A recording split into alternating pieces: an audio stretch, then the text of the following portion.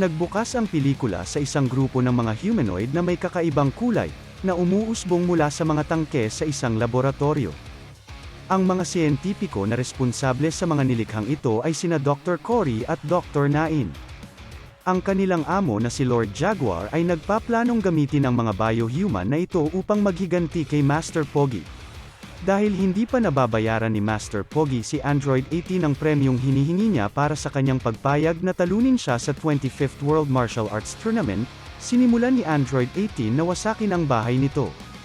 Sinabi ng takot na si Master Pogi kay 18 na hindi pa niya nakukuha ang pera, ngunit hindi ito naniwala sa kanya at patuloy na winasak ang kanyang tahanan. Ang kanyang mga pagsigaw ng takot ay narinig ni Krillin, Marron, Trunks, at Goten, na naghihintay sa labas. Si Menmen, na pinsan ni Lord Jaguar ay bumisita kay Master Pogi upang magbigay ng mensahe. Napag-alaman na si Jaguar ay karibal ni Master Pogi sa martial arts noong sila ay mga bata pa, at iniimbitahan nito si Pogi na bumisita sa kanyang laboratorio upang labanan ang kanyang mga Bio Warriors. Tinanggihan ito ni Master Pogi, ngunit blinakmail siya ni Jaguar at sinabing ikakalat ang sekreto nito na madalas umihi sa kama noong bata pa siya. Sumang-ayon si Master Pogi at umalis papunta sa May Queen Castle kasama si Menmen at Android 18, na sinundan ni Trunks at Goten na nagtago sa likod ng sasakyan. Sa kanilang pagdating, nakita ni Master Pogi ang mga Bio Warriors at agad na nagpakilala sa kanila, kasunod ng paglabas ni Lord Jaguar. Sinabi ni Jaguar na siya ay nag-set up ng isang tournament para kay Master Pogi upang labanan ang kanyang mga Bio Warriors. Agad na tumakbo si Master Pogi papunta sa arena at nagulat sa itsura nito. Kumpiyansang hinamon ni Pogi ang mga Bio Warriors ngunit nang ipinakita nila ang kanilang kakayahan sa pakikipaglaban, natakot si Master Pogi at inutusan si 18 na labanan ang mga ito. Pumayag si 18 sa kondisyong babayaran siya ng karagdagang 20 million zeni ni Master Pogi. Samantala, habang sina Trunks at Goten ay kumakain sa ilalim ng lamesa, nakita nila ang isang pamilyar na mukha na walang iba kundi si Melodia, ang pari mula sa Nataday Village. Agad na nagtungo sa stage sina Goten at Trunks upang sumali sa laban. Nagsimula ang Battle Royale at madaling natalo ng tatlo ang mga Bio Warriors. Nagyabang si Master Pogi at sinabing hindi na niya kinailangang sumali sa labanan sapagkat sapat na ang lakas ng kanyang mga estudyante. Dahil dito, nagalit ng husto si Jaguar at inilabas ang kanyang pinakamalakas na Super Bio Warrior. Nang makita ni Trunks at Goten ang Super Bio Warrior, nagulat sila sapagkat ito pala ay walang iba kundi si Broly. Labis ang kanilang pagtataka sapagkat tinalo na nila ito kasama si Goku noong huling paghaharap nila. Kinumprante nila si Melodia at sinabi nito sa kanila na ibinente niya ang nagyelong dugo ni Broly kay Jaguar, at ang Super Bio Warrior ay clone ni Broly. Sinubukan ng dalawa na sirain ang clone ni Broly bago pa ito tuluyang makumpleto, ngunit naramdaman ito ni Broly at kumawala sa capsule. Dahil sa maagang paglabas ni Broly, hindi na kumpleto ang proseso ng pag-clone sa kanya at naging mistulang halimaw ito na tinawag na Bio Broly. Kasabay nito, tumagas ang culture fluid na kumukonsumo sa mga nabubuhay na nilalang na mapadikit dito. Habang nagsisitakas ang ibang mga siyentipiko, kinuha ni Melodia ang lahat ng pera sa safe ni Jaguar, ngunit hindi niya napansin ang likido sa kanyang likuran at agad siyang nilamon nito. Inutusan ni Jaguar si Bio Broly na salakayin si Master Pogi, na tumulo ang uhog dahil sa takot.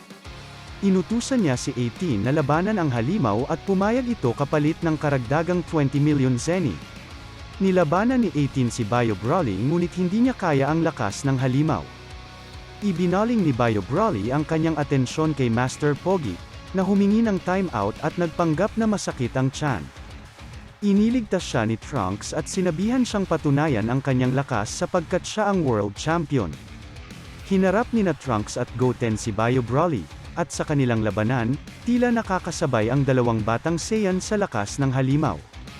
Ngunit nang iwan ni Goten ang labanan upang iligtas ang ilang siyentipiko, ay agad na nagulpi ni Broly si Trunks. Bumalik sa labanan si 18 upang tulungan si Trunks ngunit siya rin ay binugbog. Dumating si Krillin at iniligtas siya. Sina Goten at Trunks ay muling lumaban kay Bio Broly, at sa gitna ng labanan ay muling iniwan ni Goten si Trunks upang iligtas si Master Pogi, dahilan upang mabugbog na naman si Trunks. Habang tinatapakan ni Broly sa ulo si Trunks, bumalik sa labanan si Goten upang tulungan ito ngunit hindi niya kaya ang halimaw ng mag-isa. Itinira ni Krillin ang kanyang Kienzon ngunit wala itong silbi. Nang makita ni Trunks kung paano lamunin ng culture fluid ang mga nilalang sa laboratorio, nagkaroon siya ng ideya kung paano tatalunin si Bio Broly. Inasar ni Trunks ang halimaw at nagpahabol dito. Inatake niya ito ng Finish Buster ngunit hindi ito tinamaan. Tila katapusan na ni Trunks, hanggang sa nabasag ang isang tangke na tinamaan ng Finish Buster, na naging sanhi ng pagbuhos ng culture fluid kay Bio Broly at nilamon ito. Sa kasamaang palad, ginawa lamang nitong mas malakas ang culture fluid, at sa lalong madaling panahon ay nagsimula itong bahain ang buong isla, na tila hindi mapigilan. Iniligtas ng mga Z-Fighters ang maraming tao kabilang sina Jaguar at Men-Men. Ipinaliwanag ni Dr. Cory na dahil sa pagkonsumo ng culture fluid kay Bio Broly, lubhang lumakas ito at hindi magtatagal ay babalutin nito ang buong mundo. Samantala, naiwan si Master Pogi sa isla at sinubukan itong takasan ng likido sa pamamagitan ng pagtalon sa tubig. Sa sorpresa ng lahat, ang culture fluid ay tumigas ng malapatan ng tubig dagat, kaya gumamit sina Trunks, Goten, at Krillin ng Triple Kamehameha upang lumikha ng tsunami. Ang buong isla ay binahan ng tubig dagat na nagpatigas sa lahat ng culture fluid. Ngunit ang kanilang pagdiriwang ay naputol nang lumabas ang higanteng Bio Broly mula sa dagat. Gayunpaman, agad din siyang tumigas at naging bato dahil sa nabasa siya ng tubig dagat.